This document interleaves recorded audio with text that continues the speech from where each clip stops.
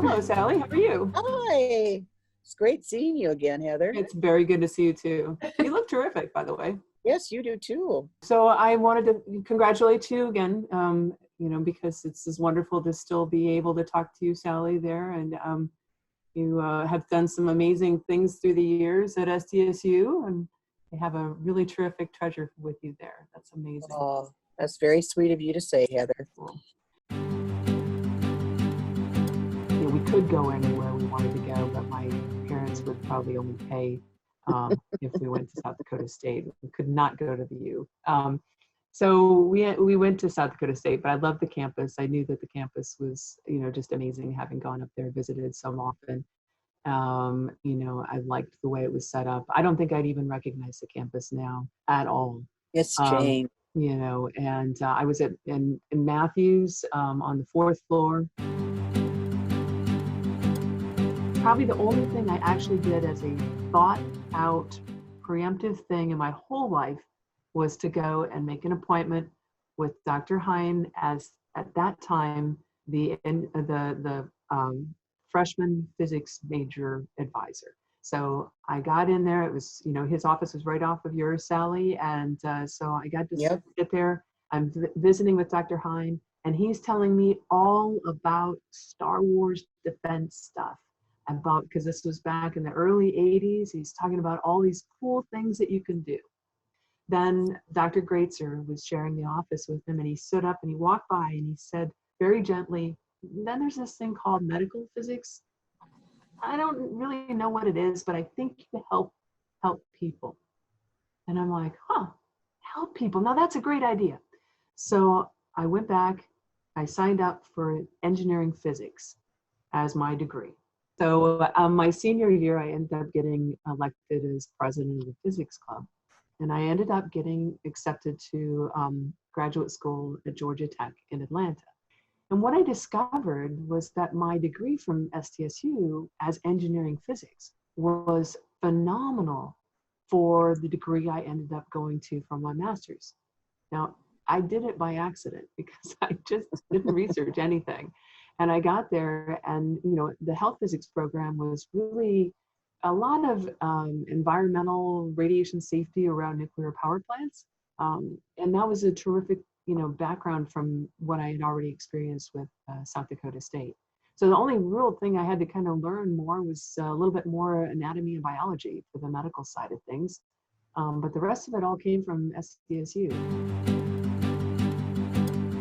I was able to take a job working in Montana. At the time, there were only 3 medical physicists in the state of Montana, and my boss and I took care of 4 of the 5 centers that were existing at the time in Montana. So we ended up traveling each week to different places. A job came up in just outside of New Orleans, and it was a huge medical center, and they wanted someone to come down, and it was similar equipment, and I thought, cool, I've never been to New Orleans before, so I went down and, wanted to check out that experience. But when I got down there, I was fortunate because I was able to use a new type of equipment that they had, where they were able to do not just the radiation therapy that I had been trained in as part of medical physics, but also a specialized piece of equipment that delivers radiation internally into the body. And that type was called brachytherapy. And the machine I was using was something called high dose rate. It was a high dose rate remote afterloader. So I was learning how to, plan and treat patients where we could target very specifically inside the body with this piece of equipment. So I found myself teaching people as they came through the program, and I also discovered that I kind of missed the travel. So I ended up going to work for this company that was the world's leader of this equipment at the time, and they were based in Maryland for their North and South American headquarters. I was an application specialist, even though I was also a medical physicist. And so my group would travel to different hospital sites around the country, and wherever a salesman had, sold a piece of equipment and the engineer had installed it, then we would go as the last link to teach people in the hospitals how to use the equipment. So a job came up where I was going to have an opportunity to help create a program that was going to use this equipment that I was teaching people, but they were putting it into a mobile unit, like a mobile MRI, mobile CTs that are out. And the company was Okay. starting that program in California. And I moved out here to help start the program, and that was back in '94. I ended up doing the program for 10 years. And then after that point, my son was born, and I was kind of tired of traveling all over. The field of radiation therapy has been amazing in just even the last 16 years, because when I first started at the hospital that I'm in, they had old pieces of equipment, and their treatment options were basically squares and rectangles, but no patients are squares and rectangles. And now the machines are all electronic. So all the imaging can be done electronically, so we can double check position. We can check even with, we can kind of do like a CAT scan almost every time we treat for so many of our treatments to make sure Wow. that everything is centered before we actually start the treatment.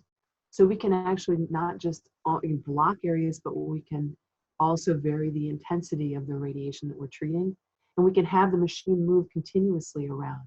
So we can always target on what we need as our target, as a pinpoint, but then the good tissue only receives a small portion as it rotates around. So we can improve the outcomes, we can decrease the symptoms, while still targeting what we need to target. So it's been very exciting to see the evolution of things, even from, when I first was, going to grad school even, and before that time. Nowadays, you just do everything, you go to, the patient gets simulated initially in a CT scanner right off the bat. And you have not just one really awful contour in the center, but you have the entire patient's anatomy that comes into your system at the area that you're targeting. You can see in 3 dimensions, you can visualize things, you can, then, you still have to tell the computer, this is this organ, this is that organ, this is my target. The computer doesn't know that.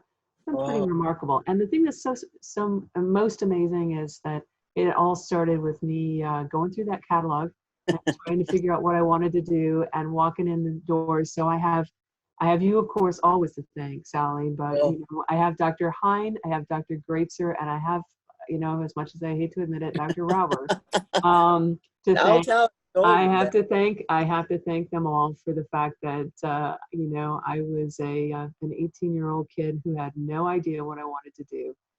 And yet I have gone so many places and seen so many things and done so much. And it all started from being at South Dakota State.